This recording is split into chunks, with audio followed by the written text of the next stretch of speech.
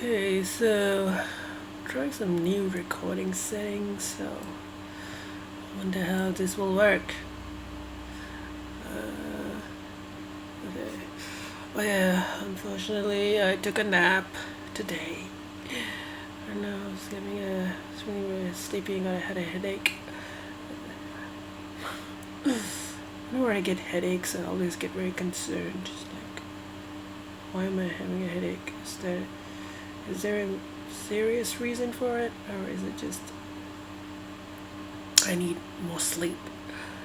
I didn't get proper sleep, but I did eat my salad, so the diet was good. Um, yeah, I'm just going to do the reading thing. What the hell? Where is my? Why isn't that coming up? Huh? No. Oh, there you go. There you go. Oh, there you go. Oh, my eyes are like.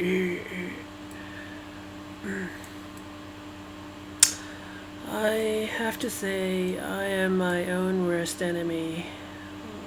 One of my biggest. Because I have a very big fear of failure, and I think the fear of failing is stopping me from actually. It's making it difficult for me to give 100% of my efforts because of the fear of failing. And there are all these excuses like, oh, you might get sick, or you want to achieve your goals and your dreams, and don't bother trying. What's the point of trying? There are all these obstacles, and like the headache thing. Oh, what if something bad happens, and you'd have worked so hard and it all amounted to nothing. So anyway, so all of these thoughts are like, don't bother trying. It's like, no, but I don't want to let that get stopped. No, I'm not gonna listen to you. I'm not gonna listen to you. I'm not gonna listen to you. So I'm using a different encoder, and so it's using a bit more of the CPU, like more than 50%. So maybe I'll get a better quality. Maybe. Ooh, sorry. Oh, my yawning. Alright, so let's off this noisy heater. So I'll start with point number 6. We'll start with point number 6 of the Uniform Conduct, Practice, and CPD Rules for Solicitors 2015. So, undertakings 6.1. A solicitor who has given an undertaking in the course of legal practice must honor that undertaking and ensure the timely and effective performance of the undertaking unless released by the recipient or by a court of competent jurisdiction. That seems reasonable. If you say you're going to do something, you better do it. 6.2. A solicitor must not seek from another solicitor or that solicitor's employee, associate, or agent undertakings in respect of a matter that would require the cooperation of a third party who is not party to the undertaking. Alright. Okay. That's an interesting rule. I wonder what practical situations that is designed to clarify. I would be interested in knowing that. Practical situations of that. Okay. Relations with clients. 7. Communication of advice. and if the LPAB is watching this, I'm reading it. And if I require clarification in the course of legal practice, I would definitely seek advice from a colleague to clarify that situation, or look up the information myself, like in a book or something. Relations with clients, 7, communication of advice. This mouse. 7.1, a solicitor must provide clear and timely advice to assist the client to understand relevant legal issues and to make informed choices about action to be taken during the course of a matter consistent with the terms of the engagement. 7.2, a solicitor must inform the client or the instructing solicitor about the alternatives to fully contested adjudication of the case which are reasonably available to the client, unless the solicitor believes on reasonable grounds that the client already has such an understanding of those alternatives as to permit the client to make decisions about the client's best interest in relation to the matter. So this is like basically, this is like, because the courts, like the legal proceedings are very time consuming and the court's resources are limited. Like if your client comes to you, and if the client tells you their problem, and then if you think that there is a better way to resolve the problem, such as perhaps by talking to the other party, or by talking to a supervisor in the client, let's say it's an employment matter supervisor or a HR, or maybe there's a tribunal, which might be better than the court, or there might be some kind of a mediation, so there are these alternative ways for dispute resolution, and they're designed to take a lot of the pressure away from the courts and reserve courts resources to matters which are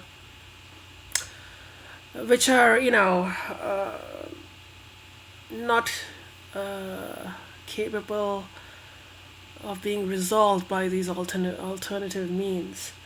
So alternative dispute resolution is a very important thing. So they say encouraging people to use alternative dispute resolution, because in this modern world, people have a lot of conflict, and because you don't want to burden the court with issues that could be resolved better using alternative means of dispute resolution. That's actually, it's an important point, actually. Don't sue, because suing is expensive and time consuming and stressful. 8, client instructions. A solicitor must follow a client's lawful, proper and competent instructions. So competent is like, can the client, does the client have competency to make instructions? What if you're dealing with a client who is compromised in some way? Maybe they are,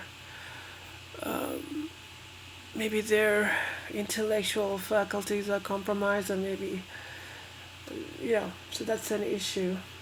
It has to be lawful. You can't do illegal things. Proper. So again, there'll be, this is a rule, but these rules there might be commentary on these rules in particular cases where judges have interpreted them, so that there's more detailed way of understanding each rule if you want to look into it further. Confidentiality. A solicitor 9.1. That's 9. 9.1. A solicitor must not disclose any information which is confidential to a client and acquired by the solicitor during the client's engagement to any person who is not 9.1.1. A solicitor who is a partner, principal, director, or employee of the solicitor's law practice, Or 9.1.2, a barrister or an employee of or person otherwise engaged by the solicitor's law practice or by an associated entity for the purposes of delivering or administering legal services in relation to the client, except as permitted in Rule 9.2. So these are the two circumstances where you can disclose confidential. Oh my God, this mouse information. So except as permitted by Rule 9.2. So 9.2, a solicitor may disclose information which is confidential to a client if 9.2.1, the client expressly or impliedly authorizes disclosure. 9.2.2, the solicitor is permitted or is compelled by law to disclose. 9.2.3, the solicitor discloses the information in a confidential setting for the sole purpose of obtaining advice in connection with the solicitor's legal or ethical obligations. So that might be like perhaps like I'm thinking this might refer to like maybe the Law Society of New South Wales has some kind of an advice service for its members. So if you want clarification on an ethical or legal obligation, and in order to obtain that advice, you need to provide some confidential information in relation to a client. Perhaps you can disclose that to the person who is employed by the Law Society of New South Wales to give you such advice. That might be relating to that, I think. 9.2.4, the solicitor discloses the information for the sole purpose of avoiding the probable commission of a serious criminal offense. Interesting. Right. 9.2.5, the solicitor discloses the information for the purpose of preventing imminent serious physical harm to the client or to another person. Yes, so I guess if the client's saying, I'm going to kill myself or I'm going to kill someone, yeah, then maybe you should disclose. 9.2.6, the information is disclosed to the insurer of the solicitor, law practice or associated entity. So this thing about the preventing a serious criminal offense, it would be interesting to actually look into that in more detail, because on the one hand, this is just my comments. I'm not. I think this is a very good point, but my thoughts on it would be, if a client comes to you, and the client has a criminal problem,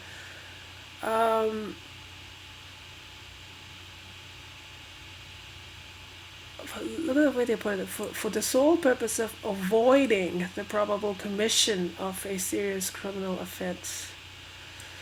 So I'm just thinking, like, let's say the client committed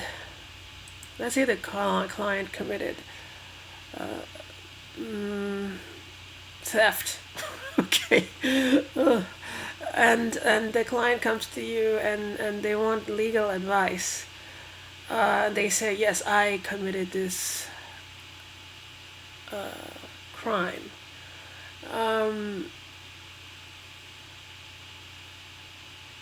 Now, I would be interested to know whether you have to disclose that information, because there is a section in the Crimes Act which says that you have to disclose information. You know, when I applied to the Legal Profession Admission Board, they said that they didn't have to disclose because it was a summary offense. So on summary offenses have a limitation period of 2 years, I think. So if it's a serious criminal offense, let's say it's murder or something, now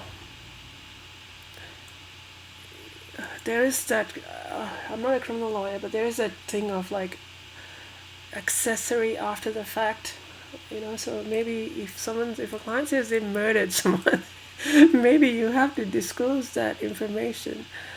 I would be interested to know what that would be like, just for my own. If I was working in criminal law, I would definitely want to know what I would have to do in such a circumstance. So that's an interesting. See, when I'm making these comments, I'm not saying I'm not going to obey the law. I just find it interesting. So it would be interesting to know what the actual requirement would be. So this is why I'm saying these rules are very general. Well, they are kind of general, but if you want to learn more about it, you have to actually read cases. And I have the College of Law book. I have a section on criminal law, so they might talk about that in detail. Okay. This insurance thing. I wonder why you have to disclose information to an insurer. I guess the insurer wants to know what kind of clients you're working for or something, maybe. I don't know. It's interesting. I always feel like when I'm reading this, like people are going to take everything I say out of context. When I'm going to write my statutory declaration in relation to my YouTube video, I'm going to tell them, like, I'm going to say I believe this video was taken out of context, and I'm going to exercise my independent judgment, and I'm going to express my displeasure at the fact that my character was called into question because of a YouTube video I posted in which I was honestly and seriously considering whether or not I should make an application for admission. Because at that stage, I was seriously thinking to myself that maybe I should not make it, because if I was going to make it, then I have to disclose.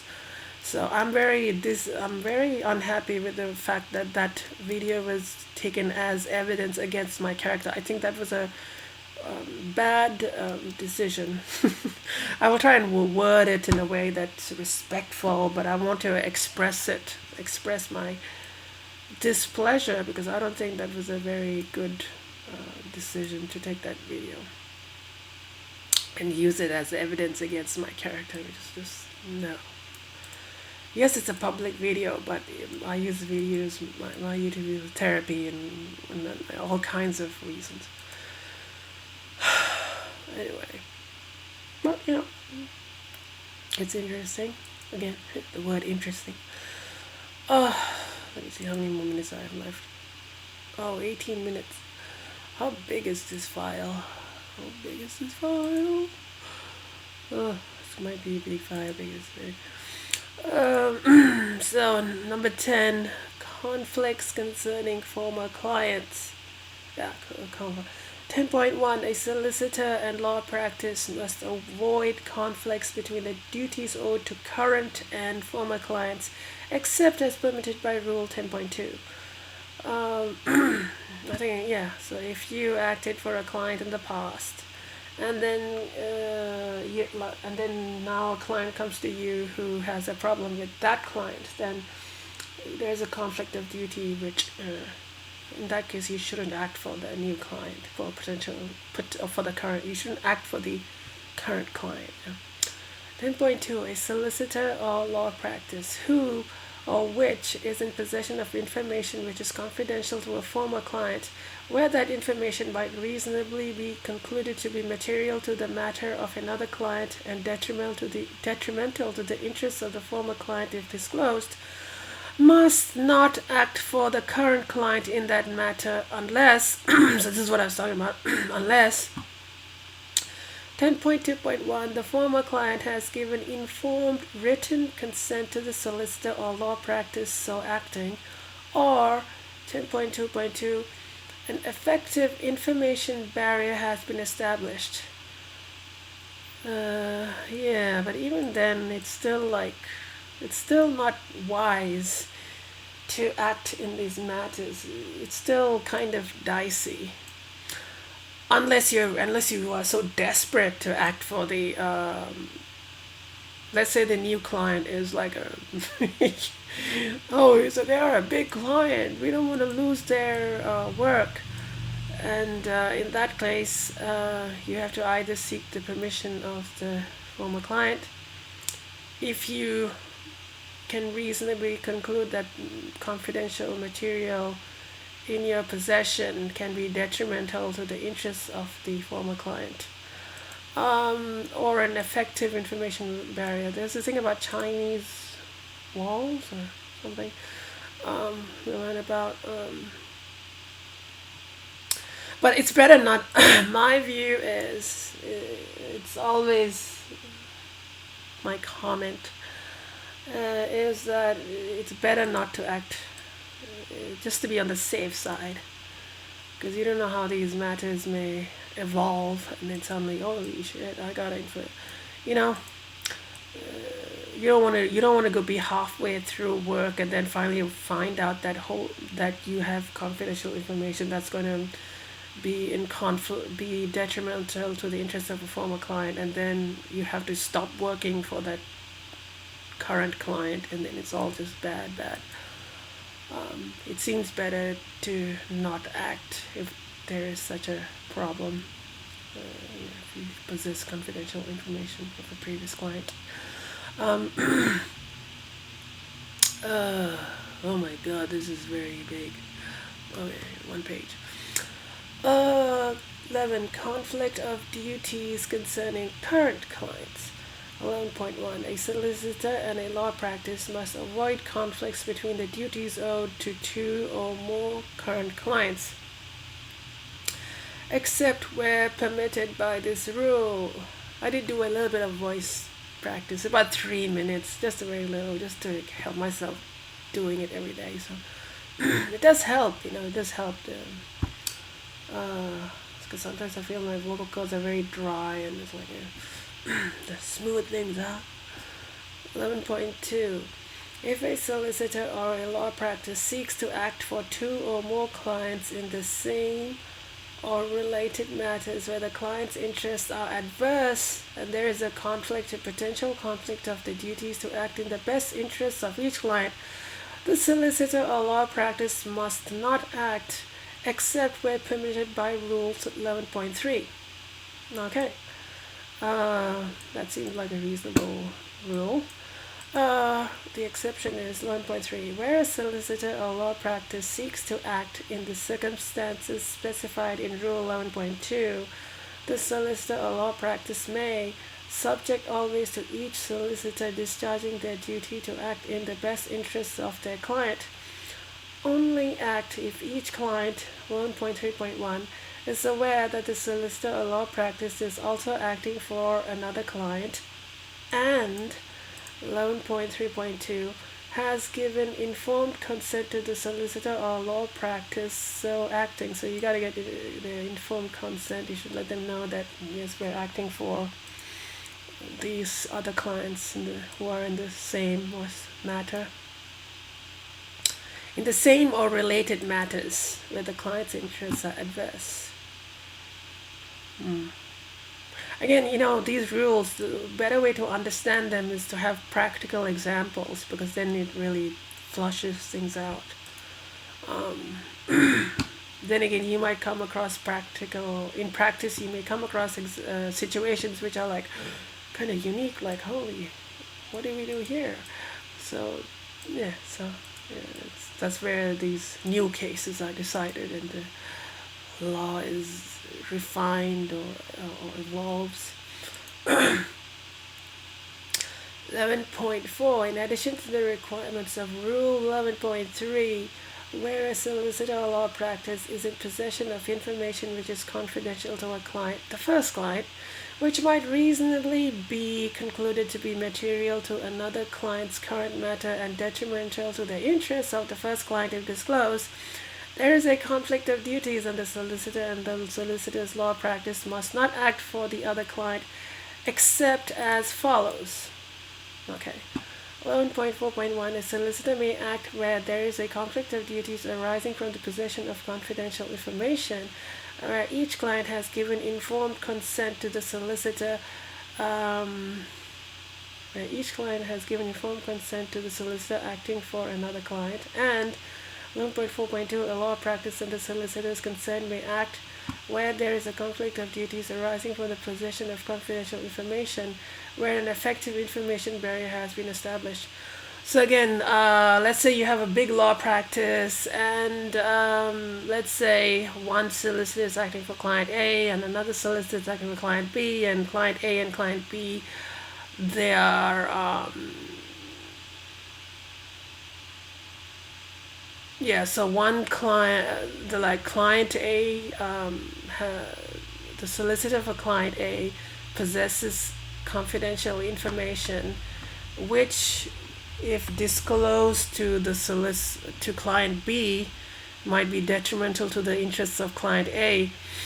In that case, the danger is, because the two solicitors are employed in the same law practice, they might just there is a danger that they might speak to each other about their respective clients, and that confidential information of client A might be disclosed to the solicitor acting for client B, and in doing so, because each solicitor has to act for the best interest of their client. If the solicitor acting for client B has this confidential information, then client A's, it's detrimental to client A's own interest. So in these kinds of situations, they're saying obtain the written consent of each client that your firm is working for each other, and then make sure proper information barrier. One way of maintaining an effective information barrier is, let's say your law firm has different offices, perhaps. That's one way of maintaining it. But still, these are very,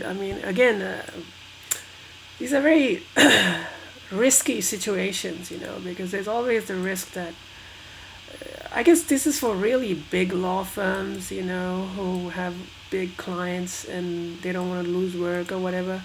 So they're giving a way to, I guess these firms might have protocols in place to ensure that in these kinds of situations there is an effective information barrier, but it is still a risky kind of thing to do.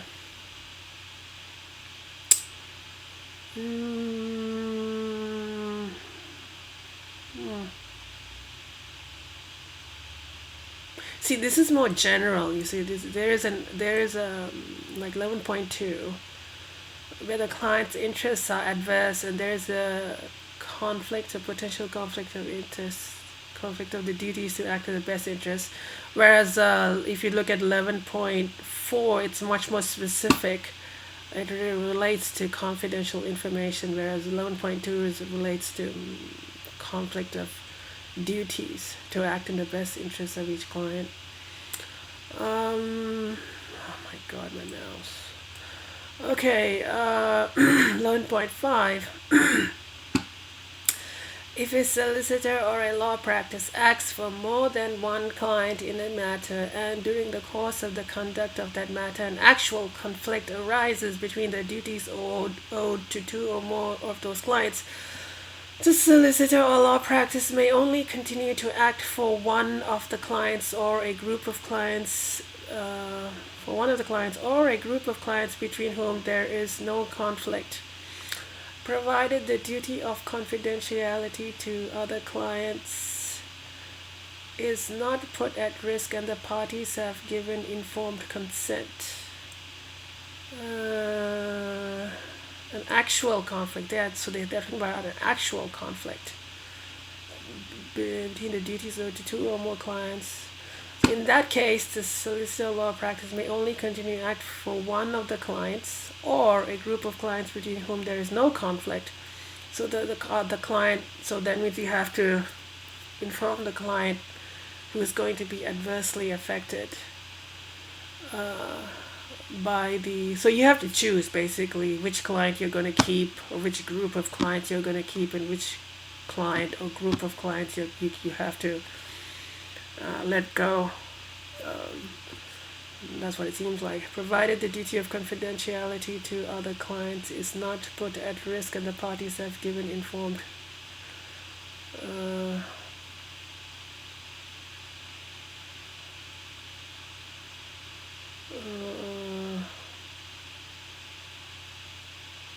okay. So anyway, again another situation which which it would be interesting to know how that applies in practice. Act for one of the clients, provide a duty of confidentiality to the other clients when there is a group is not put at risk and the parties have given informed consent. So again, so when there's this conflict, get informed consent, but I would say this would be to big law firms. If you have a small practice, I think it's best not to act for like more than, well, I guess they do act when there are two clients, they may do it, but anyway. So that number 12 is conflict concerning a solicitor's own interests, right? So again, yeah, as you can see, like, yeah, these things, this situation seems quite complicated in practice. So, yeah,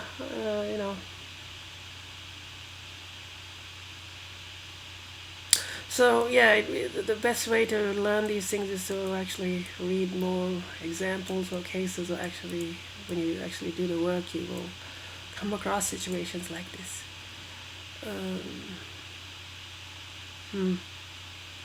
So yeah, I'm not sure what this actually says. May only, like 11.5, may only continue to act for one of the clients or a group of clients. Yeah, provide duty of confidentiality to, I don't know what they mean by other client. Is it the other clients? Oh, maybe there are other clients, like not related to this matter. So this is like, so they may be talking about other clients in your firm who are not related to the matter.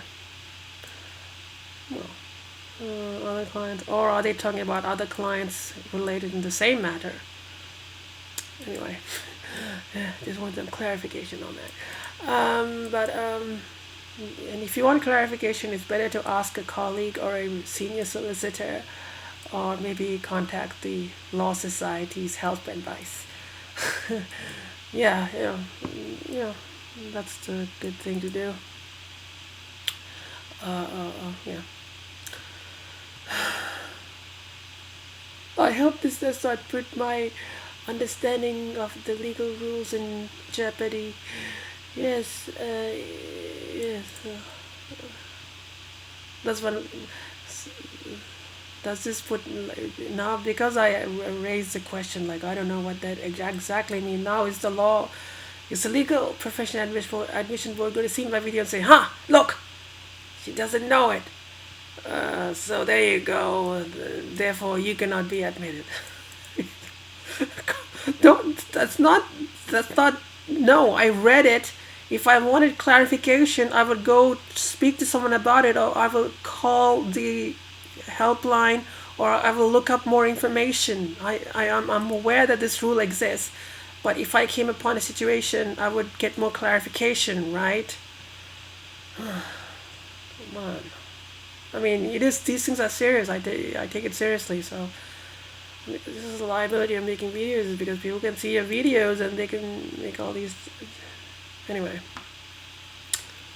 to the legal profession admission board, if you're watching this video, if such a situation, if I came upon such a situation in practice, I would seek to gain more clarification from a colleague, a supervising solicitor, or read up on some books which I have, the College of Law handbook thing, or I would call the Law Society advice line. Yeah. Okay. I'm afraid to laugh because they're going to interpret my laughter as if I laugh, people like, look, she's laughing, not taking it serious. Look. I'm not good. All right. So I will leave it at that, and I will start with point number 12, hopefully tomorrow. Yeah.